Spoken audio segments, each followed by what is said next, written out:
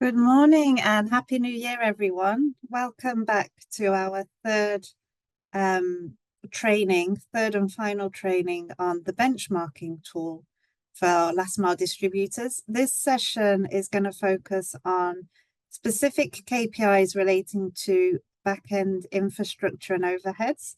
It's going to follow a similar format to the two prior sessions that we had before Christmas. So there'll be a number of polls that we'd like you to get involved with. And then the final session for the training course will be held next Thursday, and that's the drop-in session, which is not compulsory. But if you have any questions or you want to share some best practices of how you've been including the benchmarks or the KPIs within your business, then please do drop along to that session. Next slide, please, Cynthia. Yes, so as I mentioned, we're going to follow a similar format to the last time. So I'll just do a very brief introduction. There's been a little bit of a gap between the last session and this due to the break over the holidays. So we'll just refresh everyone's memory. And then we'll get straight into the KPIs. And we've got quite a bit of time at the end for any questions or answers. So as in previous sessions, if you have a question, please drop it in the chat as we go along. And if it's a clarifying question, we'll try and answer it as we go along. If it's a bit chunkier, then we'll leave it to the end section of the Q&A.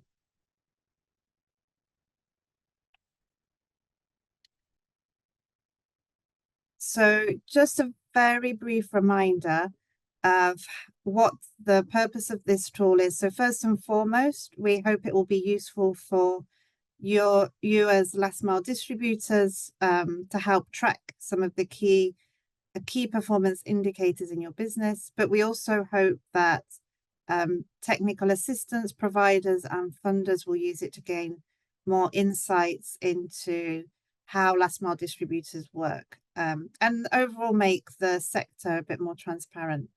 So as we have done, we've already done topics on value proposition and financing and sales and marketing. And this session will focus on back-end infrastructure and overheads.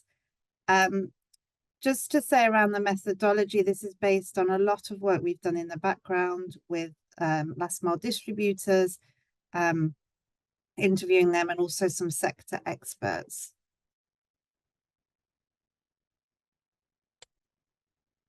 And just as a disclaimer, this is a first attempt of the tool. It's evolving, and we really hope that as you use this, you'll feed back to us what's working and what's not for your business. The other thing we do recognize is that obviously last mile distributors are extremely diverse. You sell a range of products and work in very different contexts across the globe. So we really hope that you take these benchmark values as a guide rather than something that's set in stone. We've tried to group them as a way of, as a methodology to help you see where you are in that. But again, it's not set in stone, and I think you have to put it in the context of your own company and situation. Next slide, please. Again, we have actually tested this with real life last mile distributors, and we've also got some feedback as to why they think it's useful, which is on this slide. But I think we've shown this one before, so I think we can skip over this. And as a reminder, these are the KPIs in the full report, and we'll be focusing on the back-end infrastructure and overheads today. If you've got any questions that have come up on the other two sessions, please bring those along to next week's drop-in session, and we'll be happy to try and help you answer those in that session, or drop us an email separately. So without further ado, I'm going to hand over to Lucy Klaasveld-McGrath. She's a managing director and partner at Hystra and helped found and support the Global Distributors Collective since we founded in 2018. She's still serving on the advisory board and has worked with, I'm not sure how many now, last mile distributors, but she knows her stuff, and she knows the difficulties of working in the context that you guys work in day out. So we've got a very experienced pair of hands to take us through these KPIs today. So over to you, Lucy. Thank you very much. I think we can delve right in. You must all be used to the way we do this now. So starting with the question on product servicing rate. If we can move to the slide with the first question, maybe. Thank you. So product servicing rate is basically the percentage of your product that require an intervention during their warranty periods. So calculating product servicing rate, do you think it helps, and maybe we can put the poll straight on, do you think it helps negotiate additional stocks with manufacturers and ensure that they can resolve any defects, that it helps evaluate how well sales agents explain the product to their customers, identify frequent issues for which you can provide group demonstrations on how to self-repair, or all of the above? So it's a single choice answer. We'll give you a little bit of time to answer.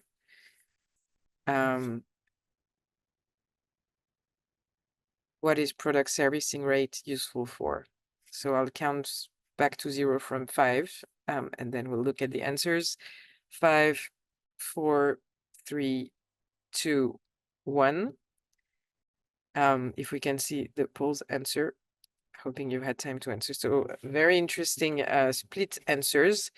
And the right answer is actually all of the above, because indeed knowing how much your products fail or have an issue is not just an indicator of the actual problems the product can face, but also a good indicator to know if your sales agents have explained the product properly. It might just be a challenge of how your users are using it, not an actual technical issue.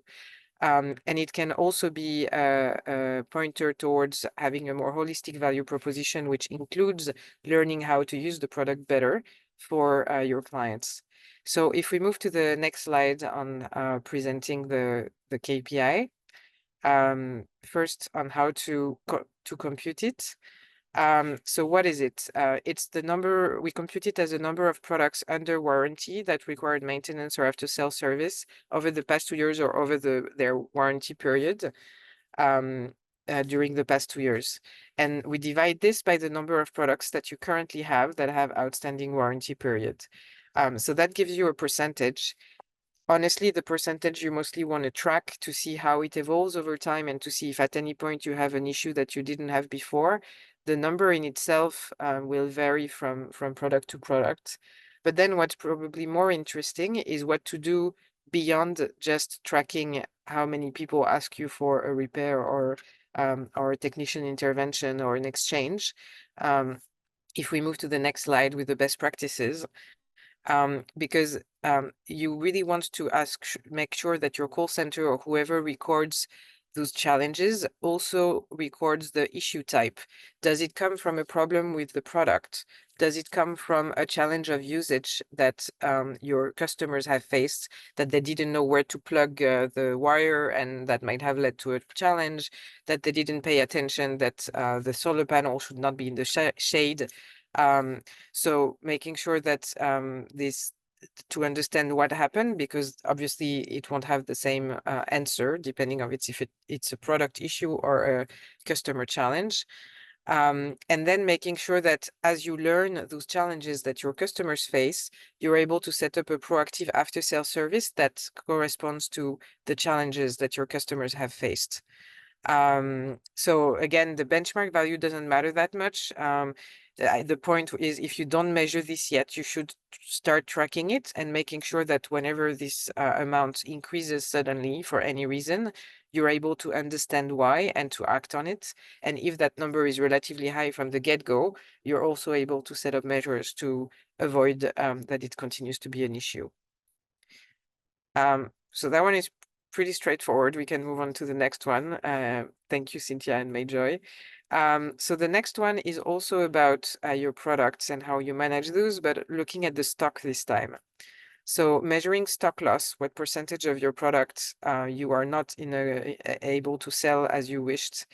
Do you think it's useful to predict how much to order in the next period? Do you think it's useful to understand and improve the effectiveness of your inventory management system? Do you think it's useful to detect fraud, or all of the above? And here you have multiple choices. So we'll let you, we'll give you again 5 seconds to answer, and then we'll look at the answer. So 5, 4, 3, 2, 1, 0. So can we have a look at the answers, please? So you have mostly said that it is useful to predict how much to order in the next period and to understand and improve the effectiveness of the inventory management system. Actually, the first one is not correct because the stock loss is really how much gets lost in your warehouse. So it's not going to tell you how much you need to order next time, or it's not going to tell you, unlike the the product challenges that we saw in the previous indicator, that can tell you how much percentage more than what you expect to sell you should buy to be sure that you can replace any product that has an issue. Here, we're really just looking at how much you're losing in your warehouse. So that's not going to help you order in the next period, but on the other hand, it is going to help you understand how well you're actually tracking your products throughout your supply chain once they are in your warehouse. Like, are there some products that disappear? And also, are there some products that expire or that you might have left at the bottom of the pile for too long, and then the battery is discharged once it goes to the customer, or it's not as resistant anymore, and the only way you can sell it is if you reduce the price. If these kind of things happen, that means that there might be some things to change in the way you manage inventory to make sure that you have a first in, first out type of management system, meaning when the product arrives, you make sure that the first product that has come in is the first one that you distribute to a consumer, and not the last one that arrives is the one you distribute to a consumer first, because then your stock doesn't rotate as well, and you might have some products that become obsolete or don't work anymore. The third thing is it's useful to detect fraud because if you have quite a lot of products that disappear, stock loss is what this can be. There might be a problem of theft at the warehouse. It's something we've seen happen quite a few times, and sometimes it took a while for the companies to realize it. If they're only checking the inventory just before reordering, and they order twice a year, I mean, in 6 months, a lot of things can have happened. The other challenge we've seen, sometimes it's not the full product with the box that disappears, but we've seen some very smart thieves, unfortunately, in companies who left the box but took out what was inside and replaced it with stones, like in the cartoons when, or like in Indiana Jones when somebody changes the weight of the little statue they're stealing with a little pack of stones to make sure nobody realizes it. Well, that also happens in warehouses where people might put some heavy product inside the box, but the solar home system or the smartphone has disappeared. These are real stories. I'm not making it up. So it's really important to be able to check your inventory relatively frequently to make sure that you detect those early on. So if we move to the next slide on how to compute it, it's basically how what percentage of your inventory do you have to write off as the percentage of the average inventory you hold. So what that means is if a product disappears, then you write off the entire product because it's been stolen or it's not there anymore. But in some cases, as I mentioned, it can be just damaged. The box is damaged maybe, so you can't sell it at 100% of the price. And so you have to do a discount of 20% or whatever discount you do. So these should also be accounted for as a percentage of stock loss. So again, what matters here, well, here the percentage does matter. If we can move to the, thank you. So ideally you want to be below 1% for FMCG, if any of you sells fast moving consumer goods, nutritious foods, etc. And for durable goods, it will depend on the product type, but really you still want to also stay below 1% as much as possible. But the most important thing is to start measuring it. So, and then when you measure it, if we look at the best practices, as I mentioned, you have to try to understand why those write-off happen. Is it mostly because the product disappeared? Is it mostly because some of the boxes were damaged and you couldn't sell them anymore? So to do that, you probably want to have an inventory management software that helps you fill in every product that comes in, every product that goes out. That will also help you obviously manage that kind of first in, first out management rule, inventory management rule. You want to make sure that every product is checked upon delivery so that you know if a challenge happens, that it happens after it's in your warehouse, and you also avoid having products in your warehouse that are actually already under specs or not with the right material inside or with the damaged box. That sounds quite obvious, but it's not always done. Ensuring appropriate storage. That might mean something as simple as putting in shelves so that all the boxes are not piled on top of each one another and risk damaging the ones that are at the bottom. But so making sure that you, even if it's a small operation, that you have minimal furniture that will enable you to avoid any damage. And finally, making sure that anyone who works at the warehouse knows that that inventory system is in place so that they can't steal. And knows also whenever there's been a write-off, what happened, so that they can participate actively in preventing it the next time. I'll just go on. As Jessica said, don't hesitate to add questions to the chat if anything is not clear. But otherwise, we can just move on to the next indicator. So now we're going to talk about what we call the overhead ratio. So the percentage of your sales that you spend on overheads. And we define overheads as anything that is not the sales operations, the field operations. So anyone who is sitting at your headquarters, I mean, the inventory management people, the kind of people who manage your warehouse would also be part of that overhead ratio. So like the people who are not in the field, what percent, and the whole IT infrastructure, the office rent, etc., what percentage can it represent, and when is it reasonable to invest more than 25% of your revenues in those overheads? Is it when you are a fast-growing organization and hence you need to build professional overheads for growth? Is it when you are a non-profit focused on serving customers living in extreme poverty? Or is it also possible when you are a large or stable organization looking to ensure sustainable profits? So again, it's a multiple choice question. So please answer all those that you think apply. When is it reasonable to have more than 25% of your revenues going not to your operations, but to your headquarters? So I'll count back from 5 again. 5, 4, 3, 2, 1, 0. Let's look at the answers that you have provided. So on the first one, you're mostly everyone got it right. Yes, if you're fast growing, it's typically a moment where that overhead ratio will increase and where you are going to be needing to add capacity from those overheads, so professional management structure, a strong IT structure, before you have the sales that will cover those costs more broadly. So that's one moment when your overhead costs can go above 25%. It can also happen for non-profit organizations that are focused on really poor customers. And these organizations will typically not just sell products, but also look for grants, be it RBF or others. And doing that typically means you have a fundraising team. And whenever you have a fundraising team, that is close to the donors or funders, so often in Europe or the US, that cost money. And so those costs can typically go quite high as well.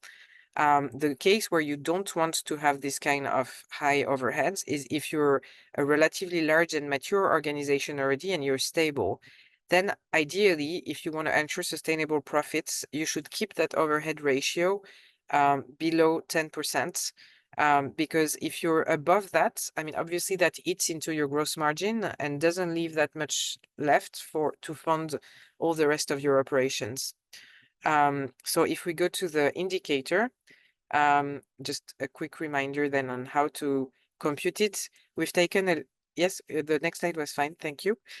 So just a quick note on how to compute it. We've done, obviously this is all fictional numbers, but just to give you a better idea of how to compute it, we've taken a fictional company called Suncorp Corp with its income statements.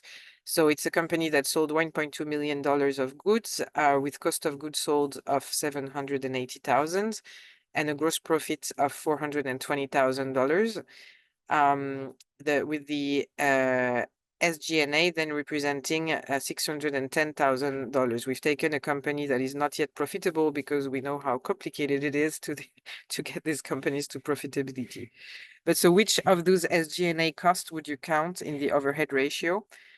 You don't count the cost of goods sold. You don't count how much the product have cost you. You count those SG&A that don't happen in the field. So you would count the salaries of the leadership and administrative staff. I'm just going line by line on the green and red lines on the left. So you would count the salaries of the leadership. You wouldn't count the salaries of the sales staff because that's really an operational cost, and it's covered in the benchmark. It's covered in the indicators that relate to sales and marketing that you saw in the last session. You will count the office rents and the utilities for the office. You will not count advertising and marketing costs because that again happens in the field. You would count office supplies. You would not count any travel for the sales team because that's part of the sales costs. And you would count all other expenses that apply to either fundraising or some office equipment. So in this case, adding up all those green numbers, you get to an overhead cost of $345,000. And so the overhead ratio is those yearly overhead costs divided by the revenues that came from selling the products or RBF schemes as well, any revenues generated for the sales of products. In this case, the ratio is over 25%. And so as we'll see on the next slide, whether it's okay depends on whether the company is investing for growth or is already stable. So if you can move on to the next slide, please. Thank you. So we've seen the formula on the left of how to compute it. You take the overhead cost divided by the sales of products. And looking at the benchmark values at the bottom right, sorry. So if you're a fast-growing company, you want to be somewhere between ideally 10% and 25%. That's the best practice, and you can go all the way to 35%. That's also still acceptable when you grow. If you're above 35%, even during a growing phase, or if you're below 10%, if you're above 35%, you've probably overinvested. You've put too much money on your overhead while you didn't have the sales for it yet. So maybe a more staged approach would be more reasonable. If you're below 10% and you're growing fast, you might have a challenge of strengthening all your processes on time for your scale evolution. So it's not always bad to have high overheads, especially when you grow. If you're a more stable organization, however, typically the best practices is to be between 5 and 10% spent on overheads. So if you're above $10 million of sales, even 10% of overhead means $1 million. With $1 million, you can already pay a relatively strong management team, a professional management team, and have good processes in place. If you're above, 10 to 20% is still acceptable. If you're above 20% when you're stable, with gross margins that are going to be somewhere between 30, 35% or maybe 50% if you are doing pay-go, but a lot of it goes to financing, that leaves you very little wiggle room to pay for all the sales costs and all the field costs that you're going to require. which is why it's really important to try to keep it below that, that 10 or max 20%. So sorry, if you can just go back, I just want to spend 1 minute on the best practices. So thank you. So the one way to get a chance to determine, once you've calculated this ratio, if you find that you're too high or too low, the first step can be to do a bit of a resource assessment to try to understand which new function or which new expenses are really strategic as you grow, especially if you have ambitious growth plan. You want to run that exercise at least yearly of checking where you stand. I mean, it's easier once you have your financials for the year in order. And focusing on financial sustainability, I mean, that might seem obvious, but it's a lot of time, one of these indicators that doesn't get checked. And in particular, if at the beginning you spend quite a bit of time and resources fundraising for grants, again, that expense can very easily become, it's a bit like being born with a silver spoon. It's hard to renounce it. But the problem is that the silver spoon is expensive. And so finding a way to move from being a, donor funded or largely donor funded and grant funded to focusing more on just generating your own margins and income is not always an easy step to take.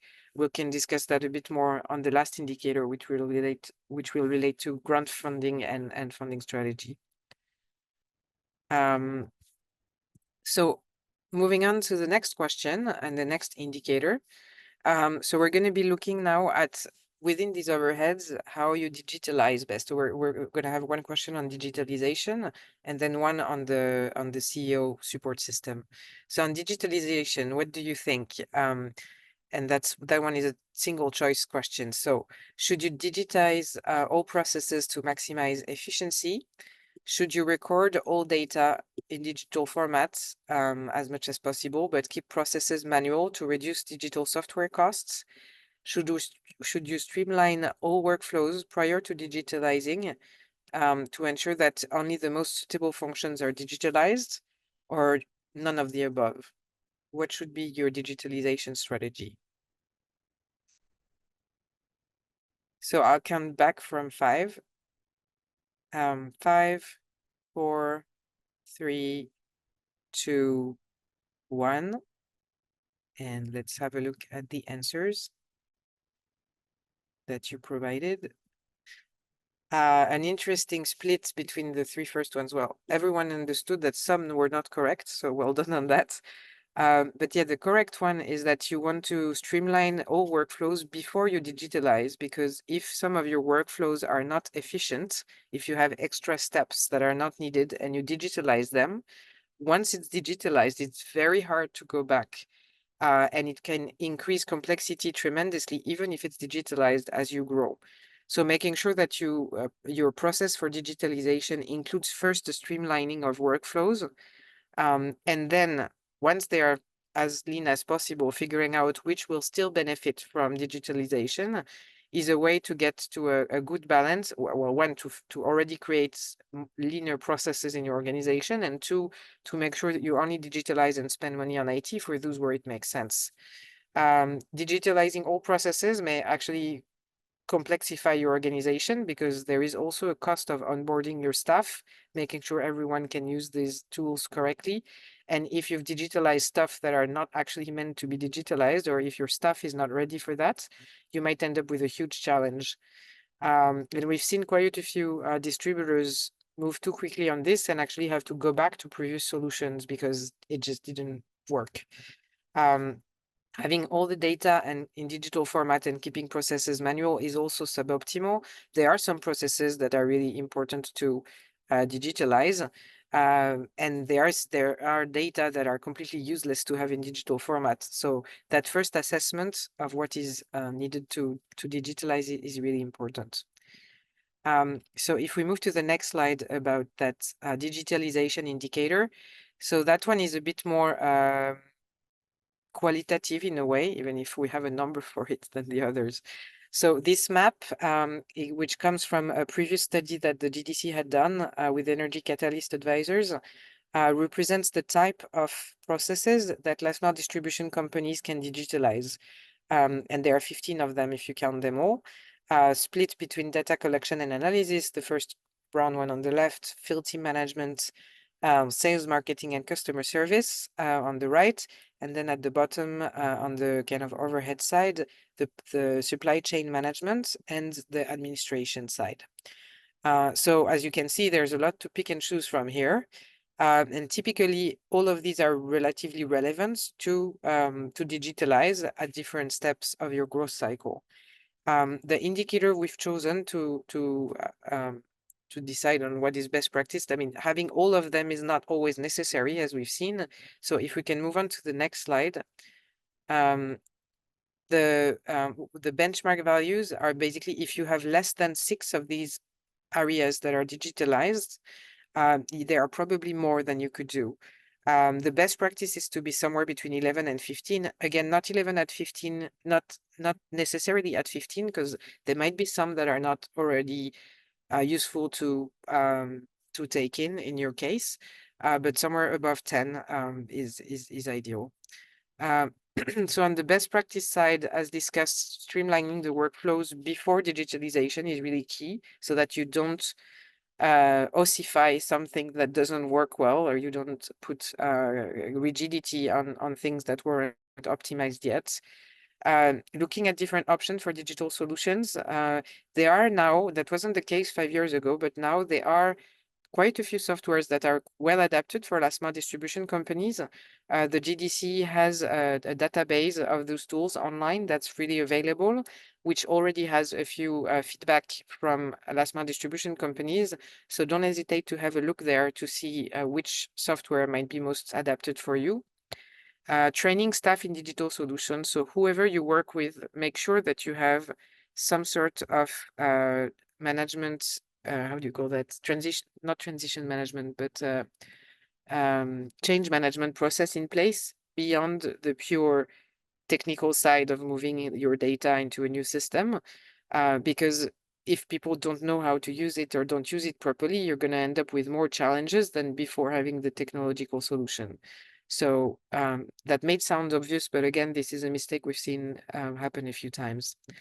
The Majay has just put the GDC Digital Service Catalog in the chat if you're interested. And finally, the last point is to have at least one person in charge of those IT processes, ideally someone who is also able to play a kind of a bit of a technician role if there are challenges, and who is able to make sure that you that the dashboard that you get are adapted to you as the management, to what you as the management, sorry, needs. Because having data is companies that are more advanced in terms of data processing and digitalization, they generate a lot of data. They very rarely use it to make decisions, which at the end of the day is also one of the key advantages of having digital processes. In theory, it should bring you a wealth of data on, you know, a lot of the indicators we discussed earlier can come from your data management system.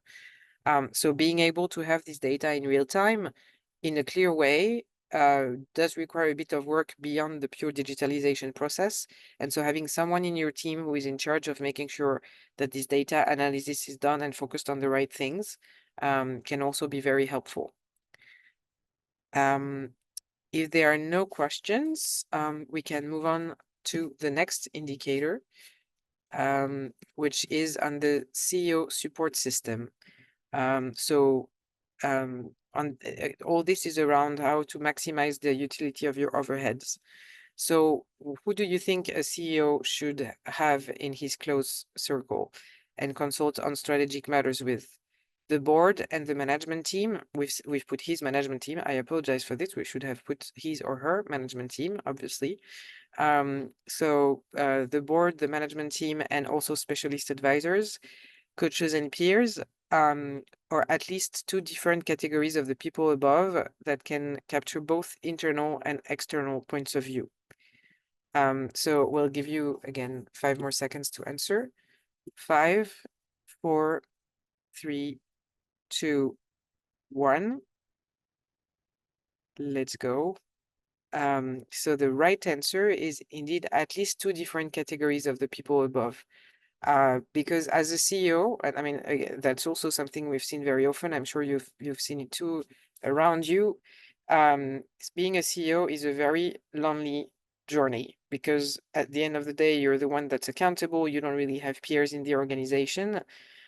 So finding a way to cut that loneliness, both from a mental health perspective and from a doing what's best for the company perspective, is really important. And ideally, you want to make sure that the sources of information or of sounding boards you have people you can exchange with reflect both the internal perspective of your organization and what's going on in the overall ecosystem that you are in. So if we move on to the next slide, we've tried to represent this with a little graph, not too complicated, but we've distinguished between 5 categories of people who can support a CEO. You have senior managers within the organization. You have then external people, so senior managers in the organization and board members, which can be more or less close to the day-to-day operations.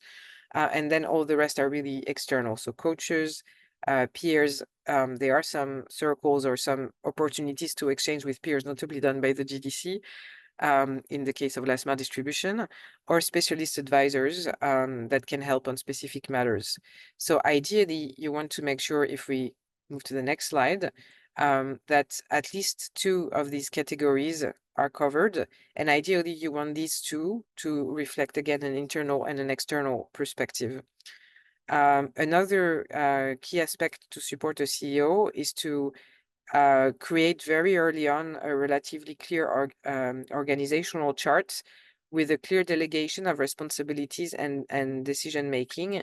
And because as a CEO, that's what I've tried to explain to my kids about my role as managing director. Your role is not to decide everything. Your role is to decide on things that cannot be decided alone by others, which means it's really critical that you delegate as much as you can to people underneath you for every decision that are closer to the field and closer to the ground. Because also they're going to be better at making better place to make these decisions that are closer to what they know better than you, who are looking at a lot of different things. So that delegation and making sure to think through the way you organize, not just your next level of responsibility, but also those below, and how you have the right incentives in place for people to make the right decision, is really important to make sure you as a CEO can focus on what matters. All right, we can move on to the next question. So this one is probably the most complex one we have in the whole benchmark in terms of computation. And if it's too complicated for you as an organization to measure right now, I think at the very least, you'll want to make sure that the concepts are clear for you and make sure you think of those concepts in general terms, again, even if you don't measure the numbers themselves. So to improve a cash conversion cycle, what should companies do? I'll just explain in 1 minute what the cash conversion cycle is. It's basically when you spend $1 to buy a product, how many days do you need to see that dollar back in the organization? How much time did it take you to convert that dollar back into money you get as a company? So obviously, the shorter the cash conversion cycle, the more you rotate products, the higher margins you get over a certain amount of time, the more profitable you're likely to be. So you want that cash conversion cycle to be as short as possible. So how can you improve your cash conversion cycle? First option, reduce the days sales outstanding by increasing upfront payment on credit sales.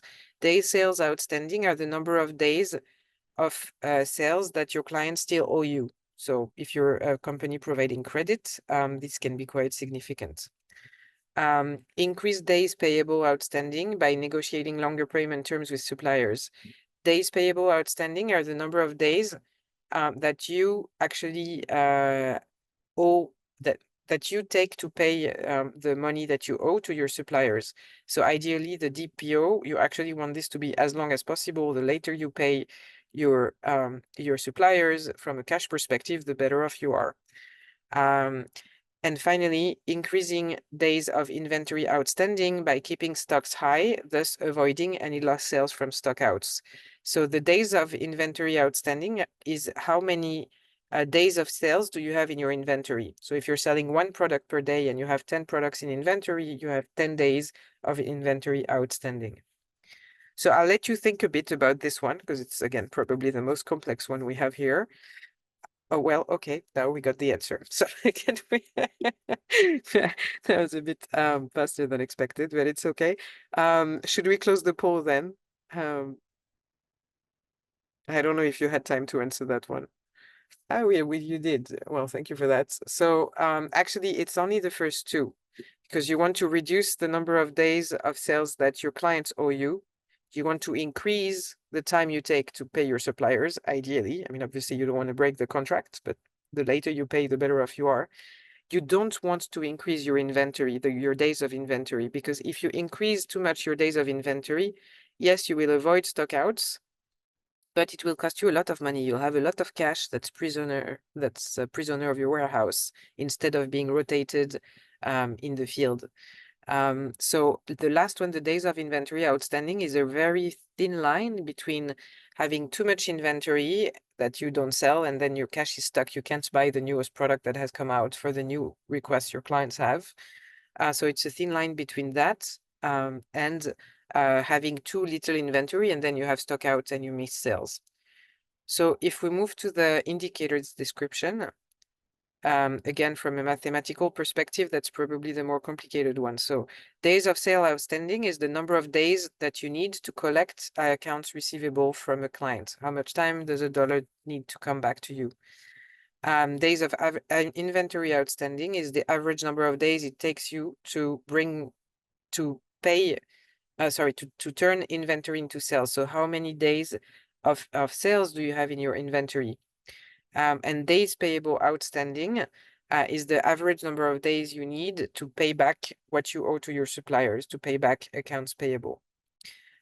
So the first two, you count as positive, the number of days of sales outstanding. It's the number of days and the days of inventory outstanding. It's the amount of cash you have stuck that you want to reduce. The last one, days payable outstanding, you actually want to increase it as much as possible so that it reduces your cash conversion cycle. So concretely, the benchmark values, I'm not going to go into it. You can try to run them once you've calculated this for you. But I want to discuss a few of the best practices to make sure that you minimize the amount of cash that is stuck in your system. The first one is to track these numbers. And again, I'm actually quite curious to know how many of you were already tracking any of these.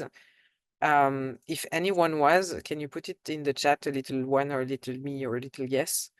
And if you're not, don't feel bad about it, because honestly, it's one that, again, very few organizations are looking at closely enough. But so tracking those data points is important. Identifying inefficiencies. So figuring out in your inventory, ideally your inventory, you want to review relatively often how quickly each of the products you have moves. And are you holding too much stock? Like if you're never on the verge of breakout, you might be having too much. If you have had breakout, you're clearly having too little. So how do you change this to make sure that you are at the right level of inventory? So also checking that your supply arrives in the right time that you've planned and that you pay your suppliers as late as possible. And on the customer financing side, also asking yourself whether you've made the best choice, and all this would feed into how much cash flow you're generating and how you're managing it. Know your carrying costs, so that means knowing how much of your inventory costs actually weigh for you in this whole cycle. Understanding the cost of a lost sale. So when you've had a stock out, how much money have you lost? Were you able to get back that customer later because the stock out only lasted 3 days and the customer waited? Or did you really lose that sale? How many sales are actually really lost for you? And finally, making trade-offs to minimize the the cash conversion cycle while prioritizing long-term impact. So one example of this is on the supply side. Very often, last mile distributors try to negotiate mostly the best price with the supplier, and they don't necessarily take into account the payment terms.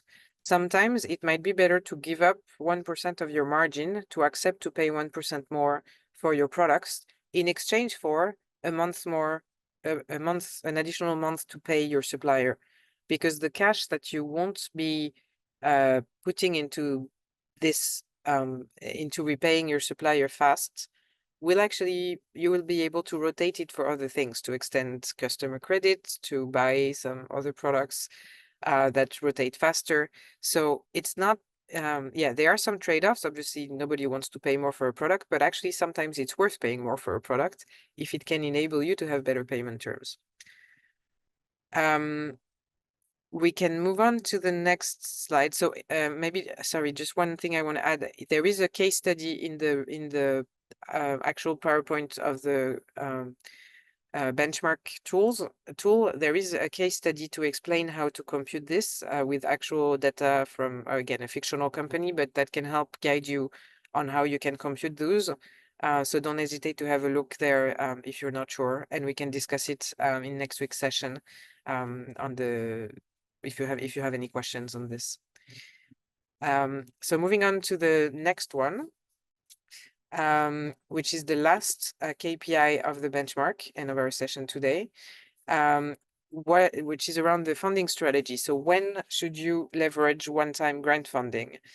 At launch of a new product line or business, during exceptional external shocks. I mean, the recent one we have is the pandemic of COVID-19, or when it requires the company to enter a new market or start a new product or service with uncertain synergies.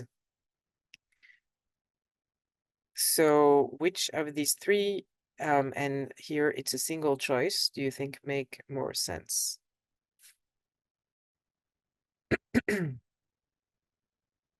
Sorry, I misread the question. It's a company should not leverage one-time grant funding. Sorry. So which of these is a bad idea?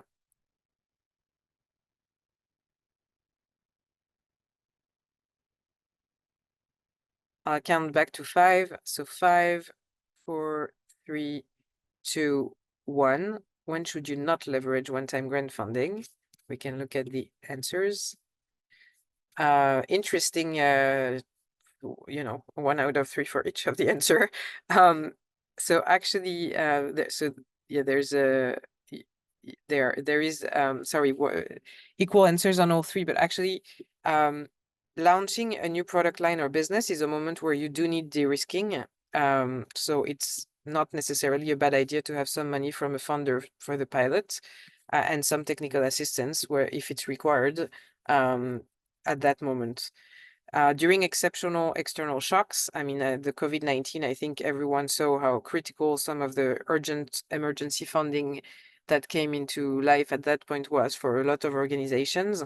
So it's also totally fine to have grant funding in terms of exceptional needs like this one.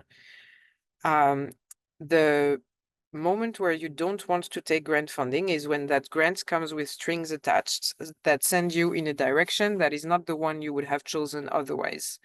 And that happens maybe more often than one thinks.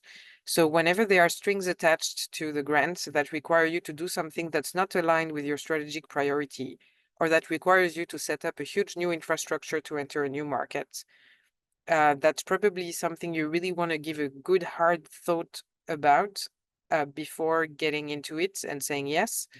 Not even talking about the time it takes to fill in those grant applications and not being sure that you'll get it. But if in addition, it's going to be disturbing your business afterwards, it's not necessarily a good idea to take that money. There can also be a question of timing here. If you're at a period of growth on your main business and you won't have enough management time to oversee how that new business line or how that new idea from a funder gets implemented, maybe it's better to say no and to say, I'll do that in the next application round the year after. So it's really important to be, to not think that all free money is good money, because it's never free. It always comes with some costs of at least management time, application time. So it's important to be a bit picky also with grant funding. So if we move to the next slide of the indicator that we have for this, so here we're looking at what percentage of your revenue comes from one-time grants.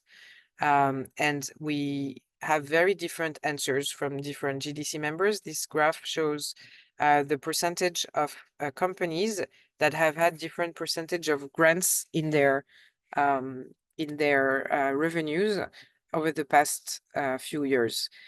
For smaller companies on the left, below $100,000 of revenues overall, to larger companies on the right, companies that have yearly revenues of over 1 million.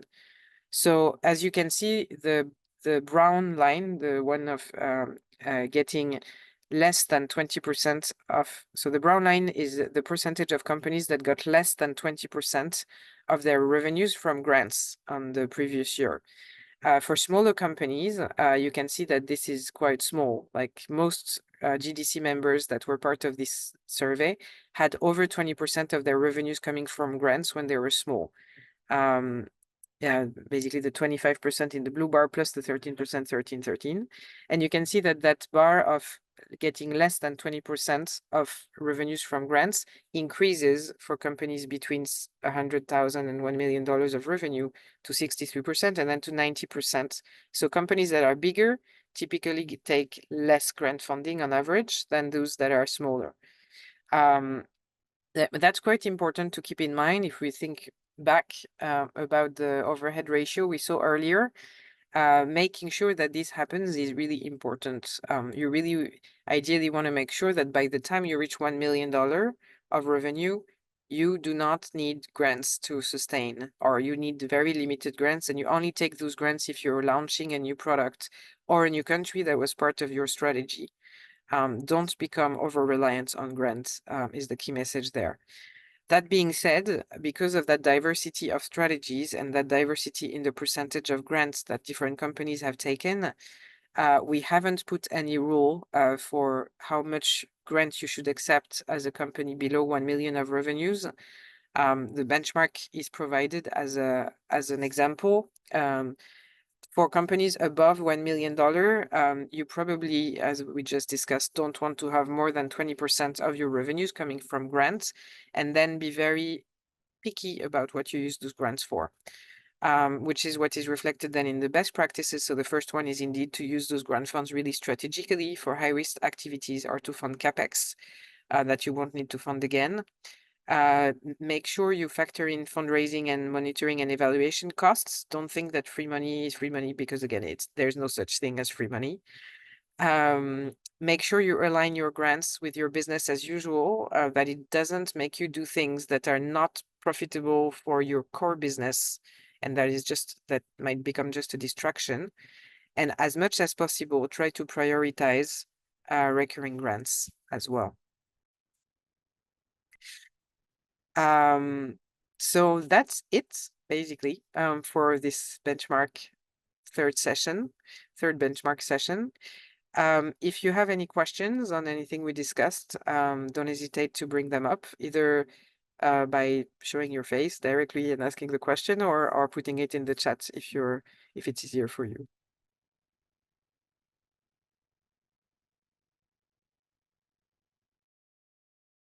And please don't be shy. I know you are not a shy bunch of people. So really use the time we've got now with Lucy to ask any questions and dive into her knowledge, and also of the group. We know these sessions work best when you share your best practices. If you're already doing things well in your business, please do share with the rest of the group.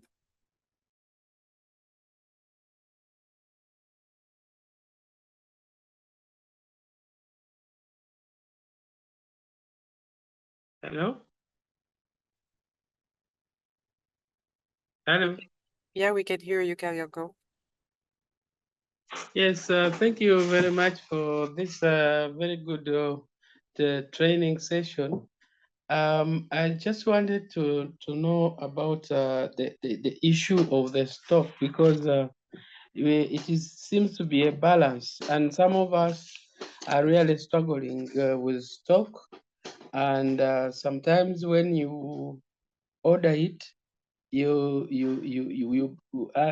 it is on the way, you are already, the figures are showing like empty, running out, buying a few, but when they arrive, then they become many. So, and then until you finish them, and the ordering system has to be backed up with money, but this means you need to fund it.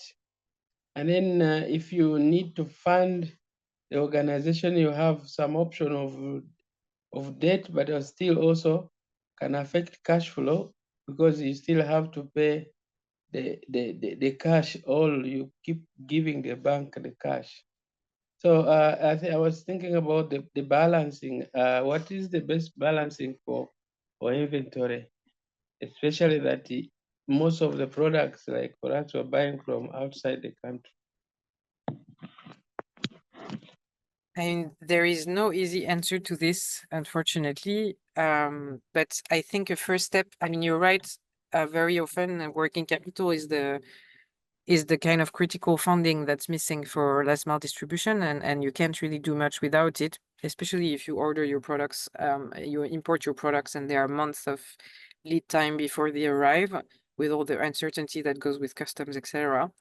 But a first step to optimize this is to understand well the time it takes at every step for you. So how much time has it taken on average for your last orders to arrive, to be in your warehouse? Once it's in the warehouse, how much time does it take you to sell those products?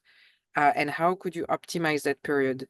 Could you maybe negotiate one more month, as we mentioned earlier, with your suppliers, to make sure that you actually have cash available earlier on, and you can order the next batch faster, so that you don't run into stock out challenges?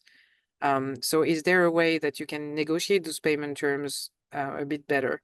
And once you've optimized all these aspects, check whether you indeed still need to go ask for a loan to a bank or to a funder. But the first step is really to optimize how quickly you're able to rotate this cash. And that might, often it's very overlooked, but try to see again if you can negotiate better supplier terms. Even if you renounce 1% margin, let them give you one more month to pay them. And then same thing on the customer side, like, are you doing everything you can to get the money back from your sales force super quickly, and obviously back from your customers as quickly as possible? I completely agree that it's not that easy. It's a balancing act. If you don't have the right loan for your clients, you might not sell at all. But really thinking deeply through optimizing each of these steps is the first step before you ask whatever need you still have in working capital or in loan to a bank. I don't know if I've Okay. answered your question. I'm sorry, Yeah, there's it's very good. And then another thing which is related to that is this pay as you go, because in solar we have this pay as you go. You sometimes have to give these products, and people have to take 1 year or 6 months to make payment. So the computation of whatever is outstanding, is it treated as sold? But if it's treated as sold, the money, it takes long to come back. So this is also affecting the cash flow yeah. for the organizations. And then there is this element you mentioned about down payments. Some people like smaller down payments because their businesses, maybe they are buying a solar freezer, their businesses are small, so they can't get a bigger down payment. But there are those who also want down payment, even if it is for the house, a solar system for the house, they want to pay a small amount. But if a solar company gets a big amount, for them, they are improving on their cash flow. But for the customer is working in the other direction, to climb the ladder on the solar, they need a smaller down payment and longer payment period. So all this environment seems to be a bit tricky for all these parameters to work with. Yeah, definitely. It's not easy. But again, I think here the idea is the first thing is to measure it and to try to see where you can improve. Even on this down payment challenge, there are two different topics. One is making sure that the down payment is big enough to ensure that the clients you pick up actually will be able to pay throughout the pay-go period, because reducing the pay-go down payment too much might also lower the quality of your customer credits, which is one of the topics we had discussed in the first session. So being really careful that you don't lower it. Of course, clients will always say they prefer to pay less, right? But then there's a question of how much less is okay for not putting your company at risk of non-payment. So that's the first topic. Then once you've determined this, you can still have ways to get some of the money faster. Not for everyone. Let's say you've decided to do, I don't know, $1. That's probably not. Let's say $10 a month for a year. You could say this is our normal scheme, but twice a year, if you repay 3 months in advance, we give you the fourth one free. So instead of paying $10, you pay $30 in one go. If you're able to do that, we actually remove 1 month from what you're supposed to pay, or half a month. I mean, then you have to find what is the right way, because then you will suddenly get 3 months of cash flow in one go. Not from everyone. Those who can't pay these $30 in one go, you let them do their normal plan. But at least for those who can, you get the money faster, and that will already improve your cash flows a bit. So yeah, there are ways to play with it to try to maximize. It's a bit like the willingness to pay, right? In some people can pay 5, some people can pay 10, but obviously if you tell them it costs 5, they'll pay 5. How do you capture that extra 5 that they're actually willing to pay? And so again, you can do that same logic with repayments by incentivizing a little bit those who will repay better, because it's going to make your life much easier from a cash flow management perspective. Yeah, I just sorry for more follow-up. The last one is that you mentioned the grant should be maybe 20%, but we have an RBF from the Ugandan government, which goes up to 60% subsidy for the customer. And this is a significant for many solar companies now in Uganda. Their businesses, you'd say 70%, 60 to 70% is based on that grant. So, and of course, it seems very risky in case the World Bank stopped that project. Many will be suffering. But the good idea is that it is bringing a lot of money. After selling, 60% will be paid on behalf of those customers who are not able to pay. But now it also brings in the risk of being dependent too much on the grant, the Yes. RBF grant. I think this is true. I just want to clarify one thing. The RBF grants, we wouldn't actually count as part of the one-time grant, because they're not one-time grants. They're grants that are directly linked to your sales, and they incentivize you to do what you're supposed to do, which is selling products. So actually, if we can actually go back very briefly to the indicator of the grant funding, Major, you're Cynthia. If we can go back to a couple of slides back. Thank you. Two more. Go.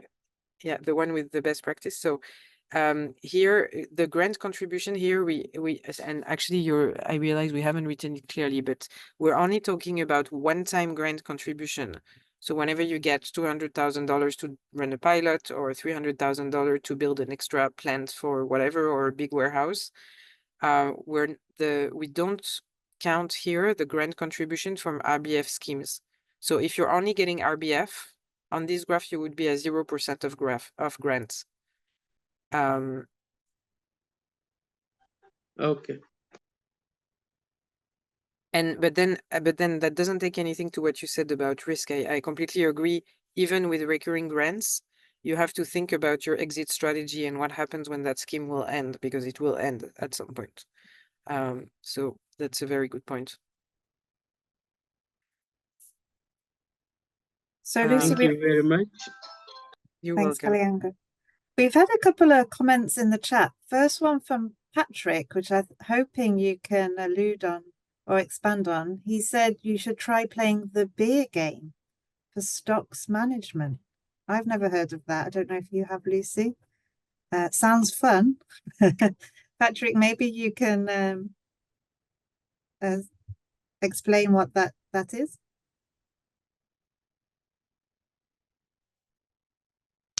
Yes, and thank you for organizing this session. For me, I think when it comes to stocks management, in terms of lead times, what you need to hold to avoid stockouts and everything else, there is an online game that you can be able to play and see how best you can be able to manage those lead times and be able to manage your stocks well. It's kind of maybe a different kind of business because it's fast-moving consumer goods. But when it comes to like the solars and the prescription model, it might be slightly different. But I think it's really a good kind of a start to how to understand what levels of stocks should one individual hold. And it's online. If you Google, you will get it. Thanks, Patrick. That's really useful. I'm wondering if similar simulators exist for durable goods. So maybe we can take that one away and have a look, unless anyone else in the group knows. Honestly, I had heard about that one, and I think it's really good to understand the concepts and make sure you, even if it's for FMCG, so 100% behind what Patrick said. It's a very good resource to have. And Precious is also asking, she didn't understand why measuring stock losses does not affect how much to order in the next period. So maybe if you could expand on that a little bit. And Precious, feel free to expand on your comment. I can try to answer, and then Precious, if I'm not clear or if there are still questions, please feel free to jump in. So basically, how much you're going to order in the next period is going to mostly depend on how much you're selling and how quickly you're selling. So on your rotation of inventory, the stock loss, if it's somewhat high, the way to solve for that is not to order more next time. It's to improve your inventory management processes, to understand where the fraud, if there was any fraud, came from, and to really reduce that stock loss to the maximum. In theory, the stock loss shouldn't be more than 1% or so. So it's not really going to have an impact on how much more you want to order. Where it's different from the product servicing rate, which can, in theory, should also be below 1%, or could also be below 1%, is that for the product servicing rate, if you find that 1% of your products have actually an issue consistently, which is not an absurd number in the solar industry, then it gives you a possibility to negotiate with your supplier to add for free 1% more to every order for the replacement cost that you're going to have to bear. And I know quite a few suppliers actually already offer that. So that's how the servicing rate percentage, and in particular the one coming from product default, actually plays a role in how you order, or at least how you negotiate with your supplier, where the stock loss, which is purely your responsibility, in theory, it should be small enough that you don't need to account for it in how much you order for the next period. It's not going to change, how much you order for the next period. I don't know if that clarifies. Yeah, thank you so much, Lucy. I think I understand now.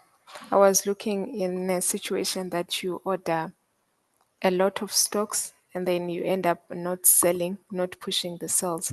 And then there's in a solar industry, the batteries will default or something. So I was Yes. looking at that way. Yeah. No, that is true. But if that happens, what needs to be changed is ideally that you sell more, or then that you indeed limit, as you said, that you limit the number you order to match better how much you're able to sell. So so to say it differently, in that case, yes, you're right, it will influence how much you order, but that's a case that's ideally a case you want to avoid being in.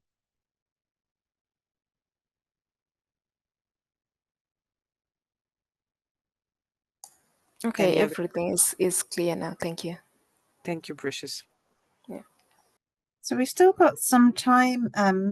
Does anyone else have any questions or thoughts, best practices that they wanted to share with the group?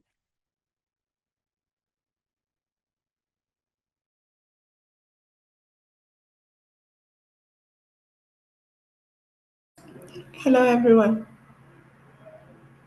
Hello. Okay, this is Safia from Sosei Renewable Energies. And I think it was a very interesting um, session we just had. And I think it's not a question I have, but I just want to testify to one of the points that was shared during the training, where it stated that to improve, I think, inventory. I'm trying to remember the slide, but I can't remember accurately. But it said something about increasing the upfront costs of the product so as to reduce the debt out there. I think something like that. And I think I would just want to attest to it that at SOSE, we got a training to do that, to increase the upfront costs for the product. And one thing that stood out for us is the fact that this has helped sieve out prospective debtors who would have turned out to be bad debts. So I think I would encourage that people do the same when we're handling businesses in the last mile and we're doing a lot of pay as you goes there. Thank you. Thank you, Safia. Very important point.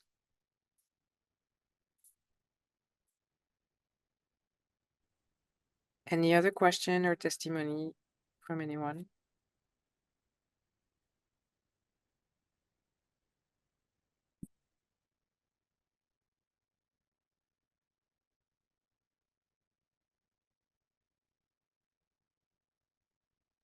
Any of this that you found maybe particularly interesting or particularly, or any of this that you find really, that's so obvious that it's not necessary to speak about it? I think that would be interesting as well if you have any thoughts on that.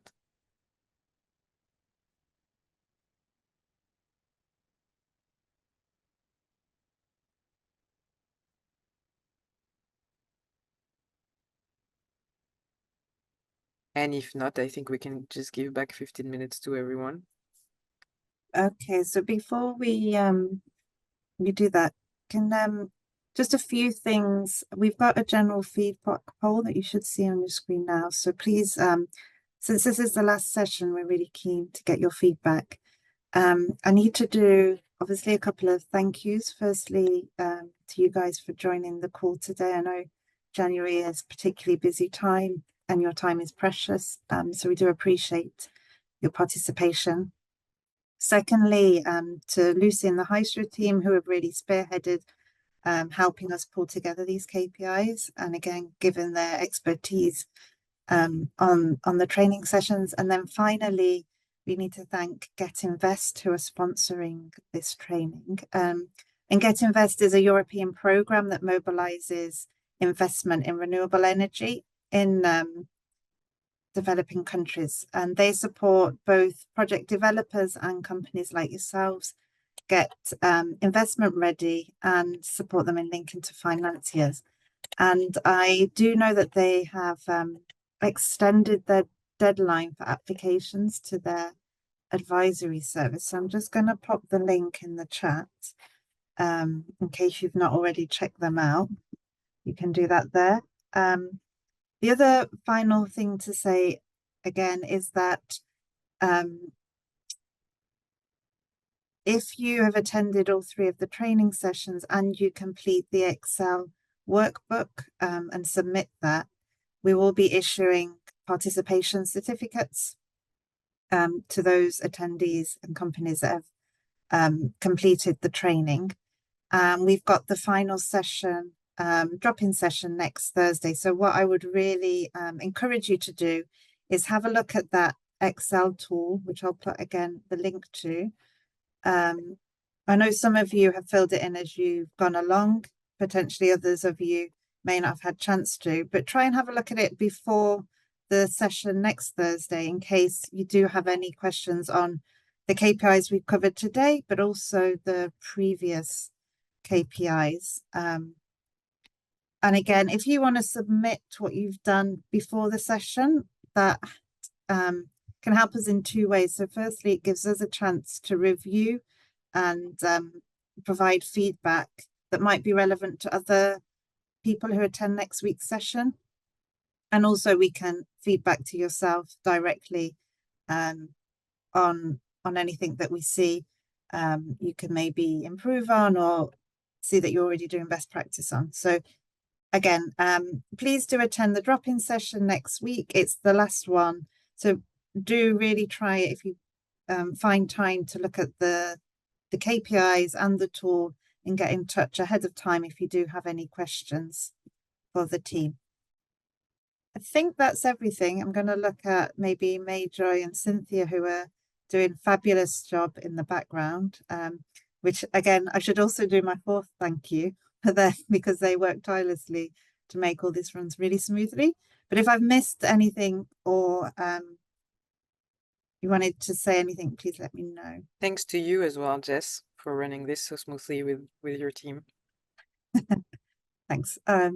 Okay, cool. Well, yeah, indeed, let's have 11 minutes back of our day. And yeah, thank you again for joining.